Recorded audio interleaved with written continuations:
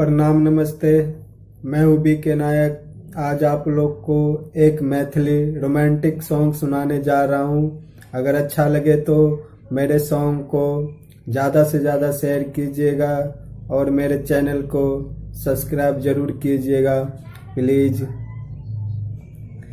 प्यार करके हमरा गए छोड़िया कोई बदनाम है गए। प्यार करके हमरा गए छोड़िया कोई बदनाम है गए।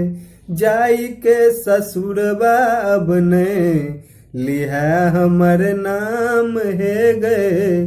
जाई के ससुरबा अब ने लिहा हमर नाम है गए। प्यार करके हमरा गए छोड़िया कोई बदनाम है गए। जाई के ससुरबा अब ने लिहा हमर नाम है गए।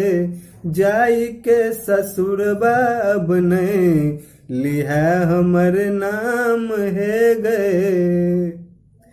खोइने रही क्रिया देबो जीवन भर साथ गे।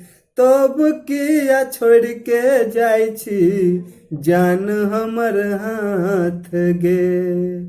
खोइने रही क्रिया देबो जीवन भर साथ गे। तब किया छोड़ के जाई छी जान हमर हाथ गे। उठते तोहर डोली हम जैबौ शमशान है गए। उठते तोहर डोली हम जैबौ शमशान है गए।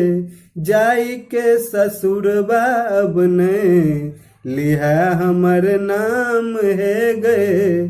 जाई के ससुरबा अब ने लिहा हमर नाम है गए। लागलौ ने लाज तोरा जोगे हर जइया। हमरो जे कतहु रोभी कहै छौ अजइया।